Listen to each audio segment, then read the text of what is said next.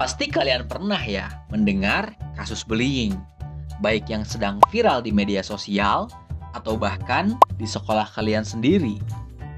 Dalam bahasa Indonesia, bullying disebut dengan perundungan.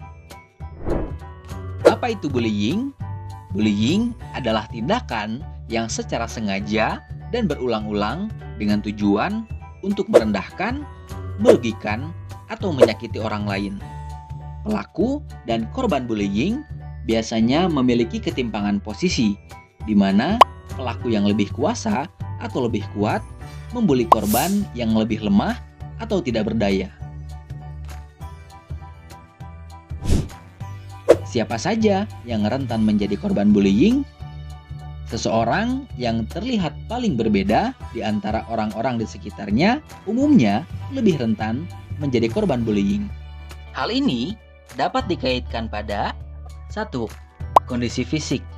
Misalnya, anak berkebutuhan khusus, terlalu kurus atau gemuk, warna kulit, bentuk rambut, atau penampilan yang berbeda, dianggap cantik atau jelek. 2. Kepribadian. Misalnya, suka menyendiri, pemalu, atau kurang percaya diri. 3. Kondisi akademik.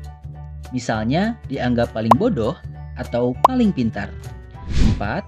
Status ekonomi atau sosial. Misalnya, paling miskin, paling kaya, atau paling populer. Dan 5. Termasuk golongan minoritas. Misalnya, berbeda etnik, budaya, bahasa, maupun agama. Sementara itu, penyebab seseorang menjadi pelaku bullying pun bermacam-macam. Di antaranya, pernah menjadi korban bullying dan merasa ingin balas dendam, merasa iri, kalah saing, atau marah dengan korban, kurang mendapatkan perhatian atau kasih sayang dari keluarga agar dapat diterima dalam grup atau kelompok tertentu, atau belum terbiasa menerima perbedaan di sekitarnya. Selain berpotensi menjadi korban dan pelaku bullying, seseorang juga mungkin menjadi saksi dari tindakan bullying. Saksi yang tidak berani melaporkan kasus bullying umumnya karena pelaku adalah temannya sendiri, takut menjadi sasaran bullying berikutnya, ataupun malas terlibat.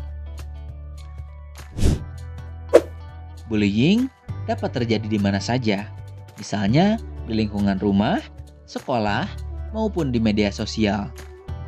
Apa saja yang termasuk bentuk-bentuk bullying? Bullying verbal adalah tindakan bullying dengan menggunakan ucapan atau kata-kata.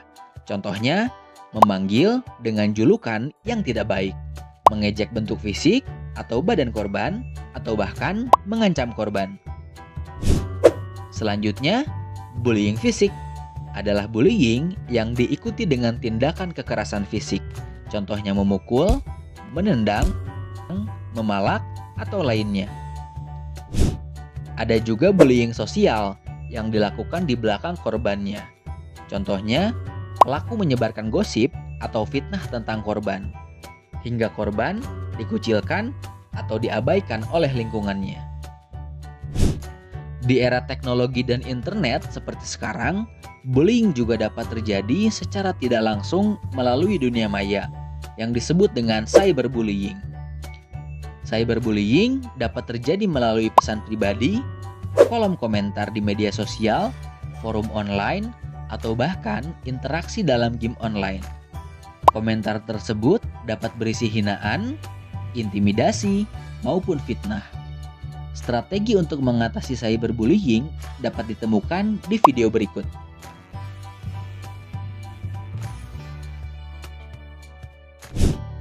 Adanya dunia maya membuat tindakan bullying menjadi semakin mudah.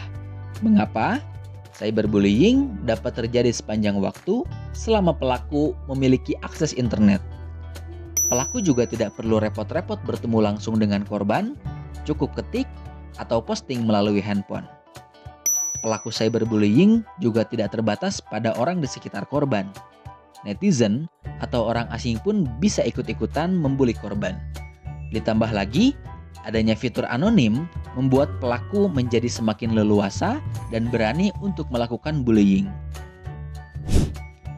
Korban dari bullying dapat menjadi minder, kehilangan kepercayaan diri, atau trauma sehingga cenderung menarik diri dari pergaulan atau kesulitan berinteraksi dengan orang lain. Selain itu, rasa cemas, depresi, sampai keinginan untuk bunuh diri juga mungkin dirasakan oleh korban bullying. Selain dampak pada mental, korban bullying fisik juga mengalami dampak pada kondisi tubuhnya, seperti adanya bekas luka, kerusakan organ, sampai yang paling parah adalah kematian. Saksi dari bullying juga mungkin mengalami perasaan yang tidak nyaman, rasa bersalah, atau kecemasan akan menjadi korban selanjutnya. Sebagai pelajar Pancasila, yuk stop bullying di lingkungan sekolah. Jangan menjadi pelaku bullying karena itu hanya merugikan dirimu sendiri. Coba pikirkan jika kalian yang menjadi korbannya. Bagaimana rasanya? Pasti nggak enak kan? Jika kamu menjadi korban ataupun saksi bullying, jangan takut untuk melapor kepada guru ataupun orang tua ya. Dengan begitu, kamu akan mendapatkan bantuan dan bullying dapat dihentikan. Strategi menghadapi bullying dapat disimak juga di video berikut. Khusus untuk menjaga cyberbullying, batasi penggunaan media sosial, pikirkan dan berempatilah sebelum memposting sesuatu, serta jangan mudah terpancing dengan komentar negatif. Nah, kalau sekolahmu akan membuat kampanye anti-bullying, apa ya slogan yang cocok untuk aksi tersebut? Coba tulis idemu di kolom komentar. Jangan lupa untuk like and share juga video ini ke teman kecil lainnya ya. Kejar cita, kejar ilmu, raih cita.